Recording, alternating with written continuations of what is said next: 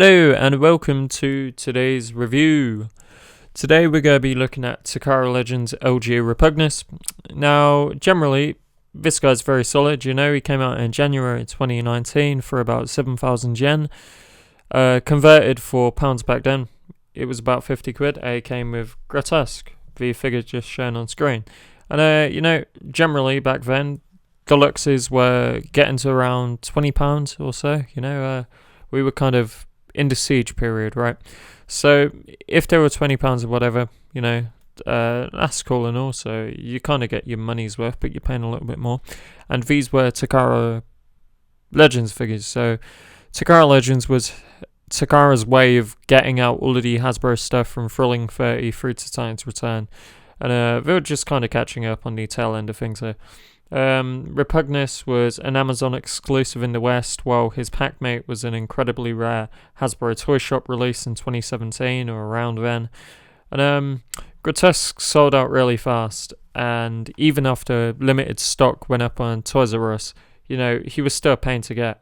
But Repugnus here, he wasn't so hard to get. You know, I've seen a few for sale over the last couple of years, you know, and every once in a while they come up for a decent price. But I felt that this box set was the best way of getting both of them. You know, just all round, it felt like the best opportunity because Grotesque is beautiful, you know, and I think Repugnus is quite beautiful. But I feel like we're getting a bit off topic right now, you know. And with all of the contextual information out of the way, yeah, it's just a cool little set that happens to exist, you know, and I'm definitely happy we got updated G1 Monsterbots. So, for Repugnus,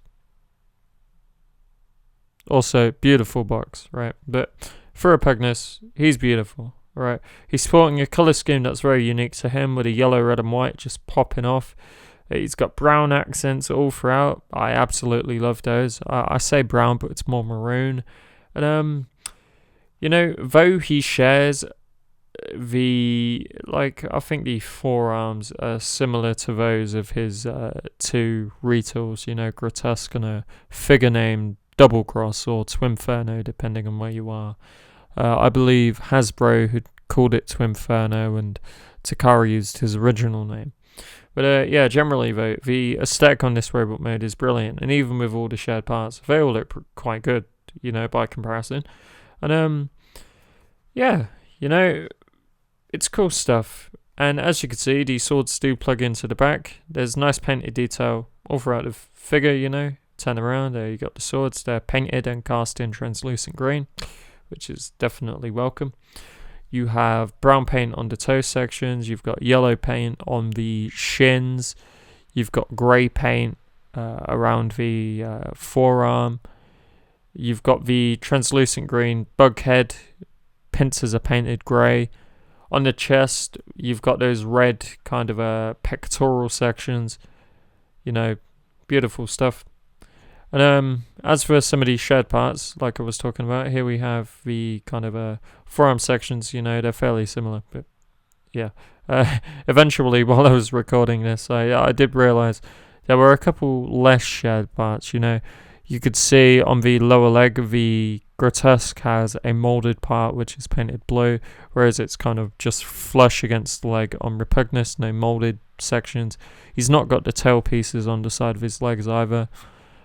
The thighs and hip section are definitely the same. Grotesque, however, has a crotch plate in the way. Then you go over to the shoulder section, that's all new. The forearms are new. The torso is an entirely new mould. The feet are shared. However, they do retool the beast mode legs or whatever. But it's generally cool stuff, you know. Like I said, every colour here pops, and I'm more than happy to have something like this. If it means just getting a really cool experience throughout, you know. It's just generally brilliant stuff. And as you can see here as well, these swords do plug in like normal. They're a bit garish due to the kind of ports hanging over the hanging off the edges or whatever, but yeah, it's not the worst thing in the world, you know. They do connect together, which is something to point out, but I'm indifferent to that, you know, and I've accidentally kind of knocked the bug mode leg or whatever out of the foot. But, it's easily sortable. It's not, like I said, nothing this figure does is truly terrible. It's solid stuff all across the board. So as for the headmaster here, it disconnects like every other Titans Return headmaster figure would. And he's simple, he's got nice painted grey bits on the toes, the kind of bicep area and the face. This is detailing that the Hasbro version doesn't do, because Hasbro skimped out on the paint for every single Titan Master or Headmaster, whatever you want to call them. And it's very silly stuff, but it connects as such, and I'm perfectly happy with it. It's a solid affair across the board. I have no real complaints about it, and that's really it. And they're all compatible with one another as well, all of these headmasters, so you could do some mashups or whatever if you want. And as you can see here as well, you kind of got the tampograph section on the kind of a pectoral area. Quick little side note about this kind of a pectoral section, you can unfold the arms outwards and you've got this nice little panel that's here. This is cast in a clear green plastic. It's painted yellow to kind of blend in with the bot mode, which is why there's a bit of a mismatch. And then there's some red painted there. So without further ado, let's just move straight onto articulation. Without further ado, 360-degree shoulders, right? It's pretty standard stuff. Now there is a really well hidden bicep swivel. There you go, nicely cast in white so it kind of blends in. You've got elbows that pull a 90. There you go, beautiful stuff. You've got hinged wrists. These are for the transformation. Not very useful for a sword welder. As you can see, you kind of ain't going to get too far if you can only swing the sword inwards towards yourself. But you'd want a little bit of up and down movement, but this figure doesn't have it. Oh well. So next up, the arms come up at a 90, pretty standard stuff. And then because it's a headmaster figure, the head's only going to swivel all the way around, left, right, up, down, tiny bit of movement each way. Now, as far as the waist is concerned, he doesn't have one. Now, I believe it's because of the whole, section, the kind of panel that you open up to put the headmaster in for the alt mode, it's whatever. I'm okay with it. It's perfectly fine. Then next up, for the hip movement, solid stuff. We're going to get a bit of a kick forward, kick at a 90.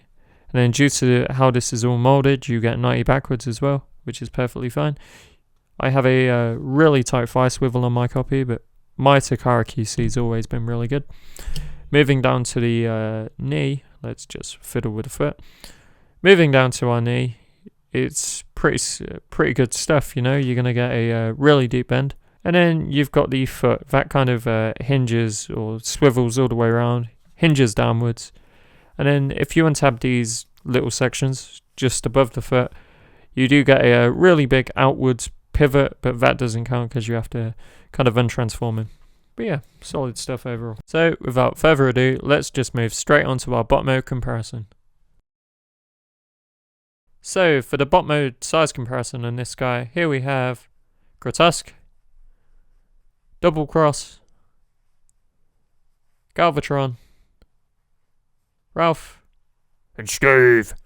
So generally, keeping this short, I think it's definitely an alright size comparison. There's a good bit of discrepancy between him and the Voyager class, which is kind of what you want to see from figures in general, but it's cool stuff. Let's just go on to our transformation.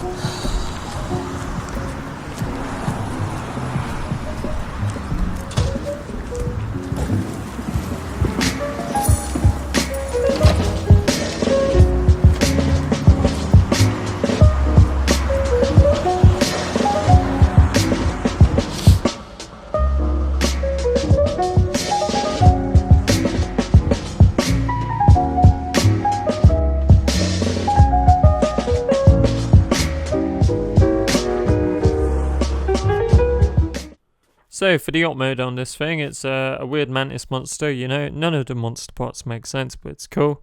I'm definitely okay with fantasy type stuff and Transformers, and across the board, this mode shares the same colours and basically the same colour spread as the robot mode, you know. So I give Repugnus points for consistency. Now, the bug head, you know, as you can see here, it's cast in translucent green plastic, painted maroon, painted grey pincers. There's some yellow detailing on the head. You know, you've got the tamper-graphed Autobot signal. Across the body, you know, very similar things going on. Just a lot of the same details popping through. You got the painted toes, or whatever you call them. Yeah, sure, they're toes, right? And then, yeah, it's just cool little things going on with the figure, you know.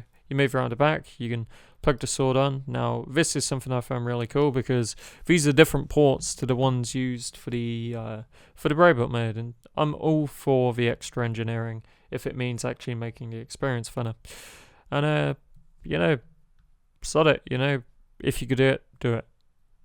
Takara just, they hit different, you know, even if Hasbro also kind of has the same sorts of stuff going on, and this isn't a remold or anything, you know. This is just the visually superior toy, like straight up across the board. And since this is the very first beast former or whatever that I've properly got to review, not counting things like Ravage, Laserbeak, those sorts of things, you know, I definitely want to talk about the articulation for this mode, because it's definitely something that deserves a little bit of praise given the very quirky design.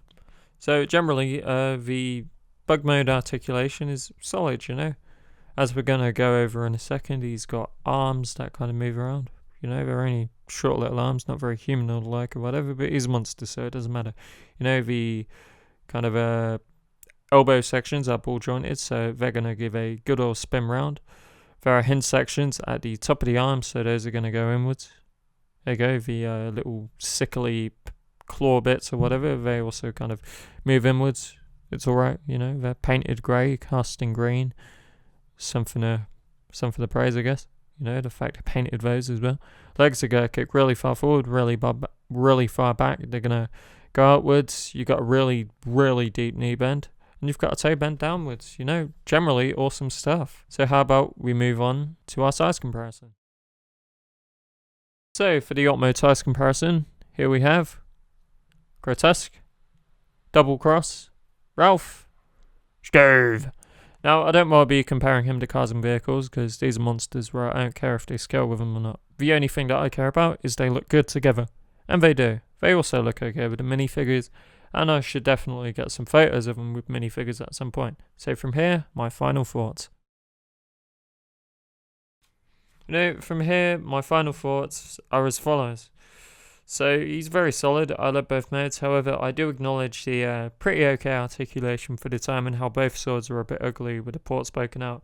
But it's alright, you know. It's not the worst thing in the world. So aesthetics are getting a 9 out of 10. I love it, but as good as it is, you know, it's not my ideal Transformer.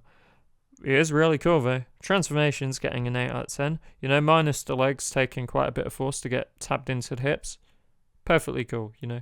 Well, I mean, legs tagging into the hips, I say, what do you call it? The kind of above the ankle section, right? The maroon bits. Plugging those in is a bit of a pain, but it's definitely solid. Like, I really like the way it works. The arms folding around to back, definitely solid. The bug legs being hidden in the robot mode's feet, bloody brilliant. You know, who would have thought? Articulation on this guy, it's a 6 out of 10. You know, it's fairly solid for a Titans Return figure, but the fact it's got an alt mode that is somewhat articulate, you know, I'm definitely all for it, which is where we're getting the extra point, you know, and not quite putting him at the middle of the road, but actually saying he's somewhat good. And value for money on this guy, you know, him and Grotesque, I have to kind of account for him together because they were a set. Now, if you got the set for retail, it's good, you know, 7 out of 10, and definitely solid for Titans Return stuff. So that's how I'm ranking him. But even for what I paid, which was well above the original retail, because I brought them sealed later down the line, I'm definitely okay with it, you know, because I really enjoy both figures. Now, for the overall, it should be a 7.5 using the kind of rule of averages or whatever, but because bias comes into play, I'm going to give it an 8. And that's just kind of how reviewing things works, you know. I like quirky stuff, and everyone likes their own things. So this has been AnimatedCHUG. Thanks so much for watching, and I'll catch you next time.